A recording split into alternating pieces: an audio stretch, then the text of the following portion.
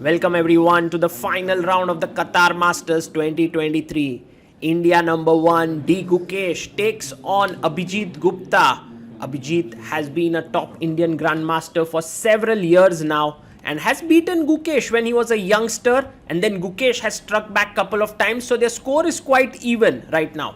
Abhijeet has the white pieces and generally he loves to play 1d4, and that's exactly the move he plays today as well.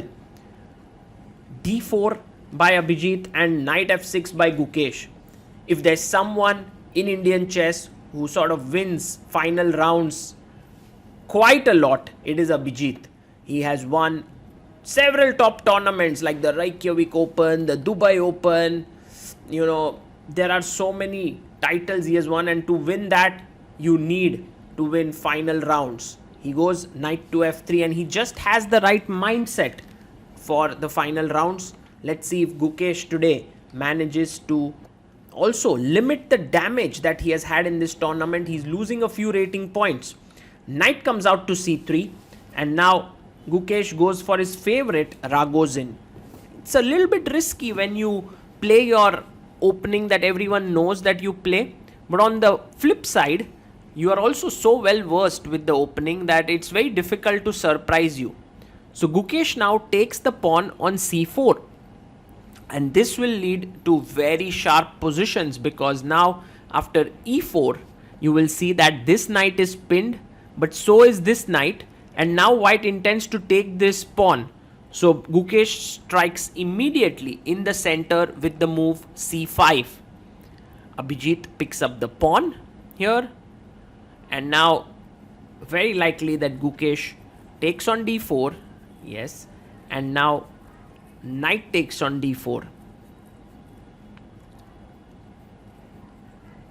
And here there are several moves. One is bishop c3, the other is queen a5, but bishop d7 is played by Gukesh, and this is not very common. Although Kramnik and Anand have played it before, white quickly castles here, and now Gukesh plays knight to c6, so he's still in his preparation here.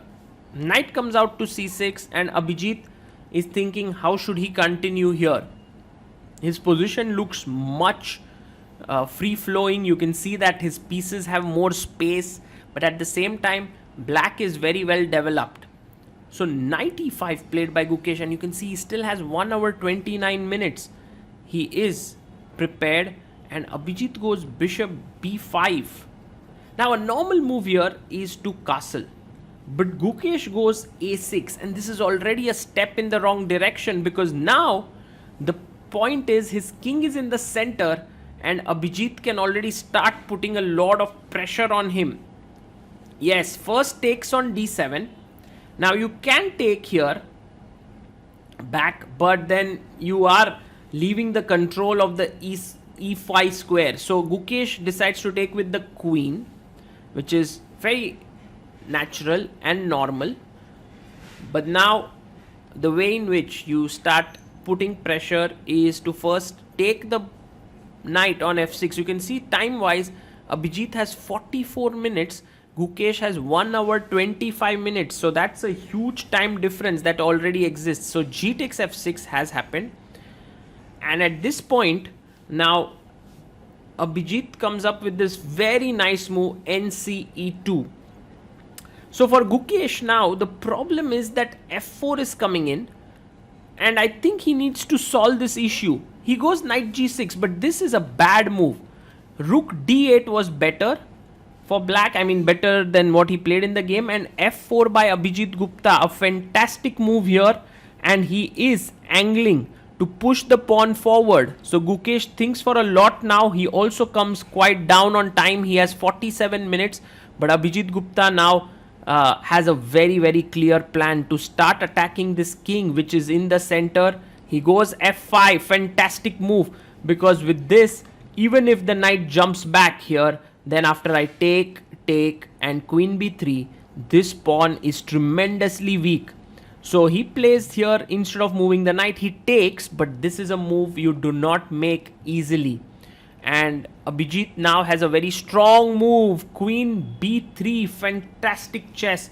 With this, the bishop is hanging, The knight is now taking on f5. The rook is coming in, and it is now game over for Gukesh. He goes bishop d6, but white is now having an advantage of +6. That's a huge advantage. It's almost like a mating attack that's building up. Knight takes pawn is a great move. Gukesh's idea was to plonk his bishop in the center, and his pieces now look pretty good, but the only problem is that his king is now busted. Rook d1, fantastic chess. All the pieces have come in the center. Gukesh goes queen b5. He's playing fast. He has 42 minutes. Abhijeet has only 11 minutes on the clock. A great move now is queen a3. No, he goes queen c2. And the idea behind queen a3, just to quickly show you, was queen c5 to checkmate here. But he misses it. He goes queen c2. And now Gukesh is back in the game, at least to some extent. He's offering a trade of knights now. And a good idea was to move the knight. And he goes knight d4. White is still clearly better, but at least Gukesh is able to trade off one of the knights. Queen has gone to b6 to pin this knight here, and now a very quiet move, king h1, is very logical here. And now, well, Gukesh has to start trading more pieces if he wants to survive here, so he takes on d4, and taking back knight d4 keeps White's small edge in the position. Will Abhijeet do it? He has 5 minutes, but he goes for a check. This is already a bit suspect. I don't know why he's done that. Because after knight c6, there is... maybe he wants to take on d4. This seems logical, but then after queen b2, there's a mate threat. And if you play rook c2, there's queen b4, and Gukesh is surviving here. So, maybe Abhijeet, he goes rook d4, and that is a massive blunder. That is a huge blunder. I think Abhijeet has simply missed it. Look at Gukesh. He can't believe his luck. He's like, what? What just happened there? Queen b2 is hanging, guys. And then the rook is hanging. And the pawn on g2 is hanging. He takes on b2. And you can see there Abhijeet has 5 minutes 50 seconds. Suddenly the position is gone. Suddenly the rook on g8 has come to life. And if you move the rook away to defend it, there is b5. Exactly. He goes rook g1 to defend. But the position has turned around completely in just a matter of 2 moves.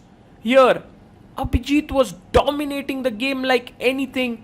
And now b5. Whoa. This is just too sad now, because the rook is hanging.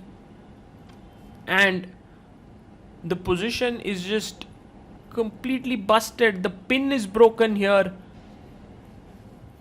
How did Abhijeet miss that move is a question. I think he didn't take it too seriously, the queen takes b2 idea. Knight d6 played. It's a check. And now Gukesh needs to decide where to move the king. King e7, king f8. Both look winning here.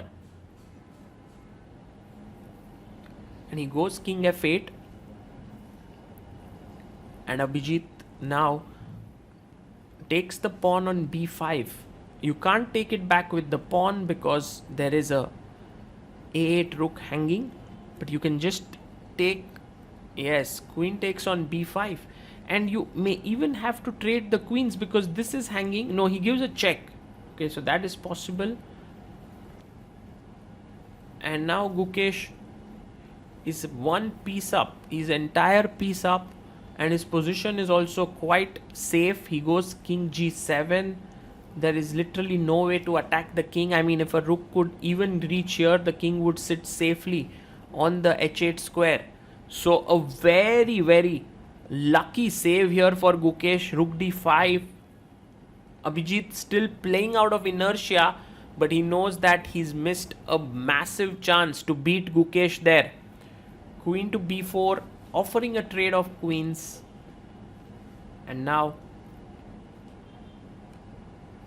in comes queen g3 check. And king comes to h8.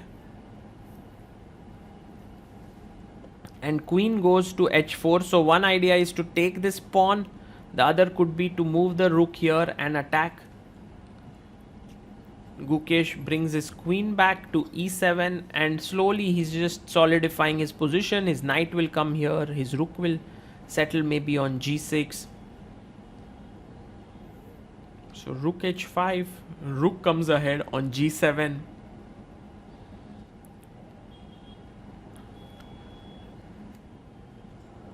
You know, every player in his life has blundered at some point or the other, but for Abhijeet, maybe this might be one of the most painful games because he was so much better here and he could have outplayed Gukesh in several ways, but in the end, he missed that one move and it was all over. Rook b8, you can't take the pawn because there's a back rank issue, so h3 is played. And next, I think Gukesh can play his knight to the center. It looks like a good move there. But you could also just simply run down the board with rook b2. That's exactly what Gukesh played. And here it's time for Abhijeet now. There's nothing much happening. He offers his hand in resignation there. What a turn of events there. And yeah, I think both the players don't really find it that essential to talk to each other because Abhijeet knows that he was completely winning. Gukesh also knows that he was a bit lucky there to win this. And yeah, with this Gukesh ends the tournament with a respectable score and has only lost 6 elo points. For Abhijeet it was a good tournament and a win would have made it even better, but unfortunately that did not happen.